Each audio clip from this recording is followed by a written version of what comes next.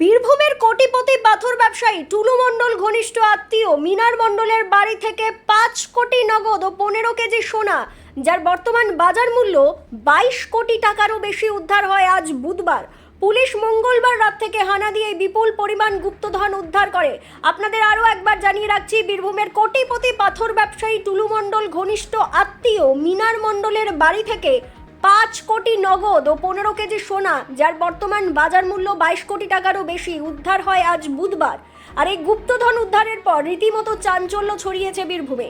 এই ঘটনা নিয়েই এবার মুখ খুললেন সাঁইথিয়া বিধানসভার বিধায়ক কৃষ্ণকান্ত সাহা। কৃষ্ণকান্ত সাহা জানান, এতদিন ওরা বলেছিল খেলা হচ্ছে, কিন্তু এখন পশ্চিমবঙ্গের মানুষ দেখতে পাচ্ছেন খেলা কিভাবে হয়।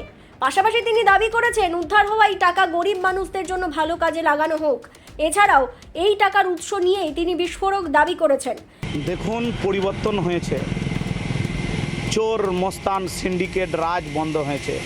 আমি ধন্যবাদ জানাই যে মানবিক মুখ্যমন্ত্রী সম্মানীয় শুভেন্দু অধিকারী মহাশয়কে। যারা বলেছিল খেলা হচ্ছে, আজকে পশ্চিমবঙ্গের মানুষরা দেখতে পাচ্ছে যে খেলা কিভাবে শুরু হচ্ছে। গরিব মানুষের অভাব রাহি জানি এত, আর বেশ কিছু সিন্ডিকেট রাজ, দালাল রাজদের হাতে কোটি কোটি টাকা বেরোয়ছে, বেরোবেও। আমি দায়িত্ব নিয়ে বলছি, আমরা আজকে পশ্চিমবঙ্গের মানুষরা অভাব অনটনের ঋণের দায়ে আমরা ধুঁকছি। একটা মানুষের পেছনে ঋণের দায় কত, আর সেই টাকা একটা পুঁজিবাদী সমাজের কাছে জমা আছে। আমি মনে করি অতি সত্বর এই টাকা বেরিয়ে আসুক, সমস্ত স্তর থেকে বেরিয়ে এসে মানুষের কাজে লাগুক। উৎসটা কি?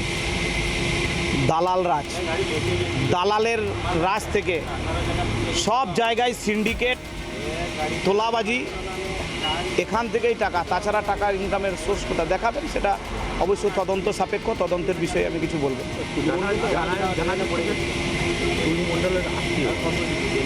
দেখুন, ওনাদের তো বড় ফ্যামিলি, কোনো না কোনো জায়গায় আত্মীয়তা থেকে যায়। সেই বিষয়টা পুলিশ প্রশাসন দেখবেন, দেখা উচিত বলে আমি মনে করি। কারণ পাপ কারোর বাপকেও ছাড়ে না। আমি মনে করি পূর্ণাঙ্গ তদন্ত হোক। ডেউচা পাচামি সংলগ্ন এবং এই মৌরাক্ষী নদীর তীর বরাবর যে সমস্ত মানুষরা দীর্ঘদিন ধরে সিন্ডিকেট চালিয়েছিল, যে সমস্ত মানুষরা নিজেকে দালালি করে ইনকাম করে যারা নিজেকে ভগবান ভাবতে শুরু করেছিল, আমি মনে করি যে জনগণ যে অর্থ সংকটে ভুগছে, পশ্চিমবঙ্গ সরকার এবং মানবিক সরকার যেভাবে এই তদন্ত শুরু করেছে, আমি মনে করি যে এতে মানুষের উপকারে লাগবে। খেলা, যারা বলছিল খেলা হবে খেলা হবে, আসল খেলা এবার শুরু হতে চলেছে।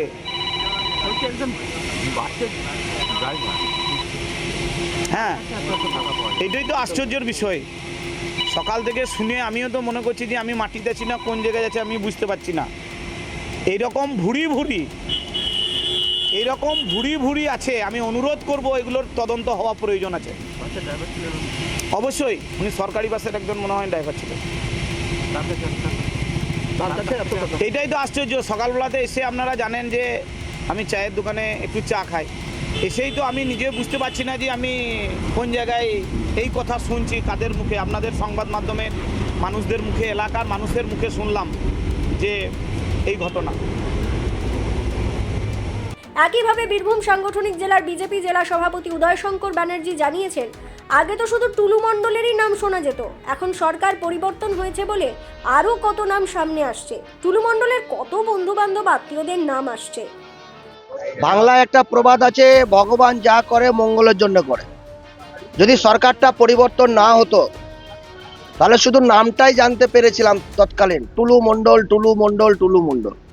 কিন্তু টুলু মণ্ডল ছাড়াও টুলু মণ্ডলের আত্মীয় পরিজন, বন্ধু বান্ধব, তাদের বাড়ি থেকে যেভাবে সোনা এবং নগদ টাকা উদ্ধার হচ্ছে, মানুষ জানতে পারতো না এরা কতটা কালোবাজারি করেছিল, কতটা ব্ল্যাক মানি নিজেদের ঘরে রেখেছিল।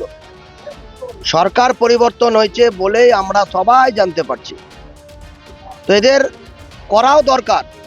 পুলিশ প্রশাসনকে বলবো, সরকারকে বলবো আরো বেশি করে আত্মীয় স্বজন পরিজন বন্ধু বান্ধব যাদের বাড়িতে আছে প্রত্যেকের বাড়িতে রেড করা দরকার।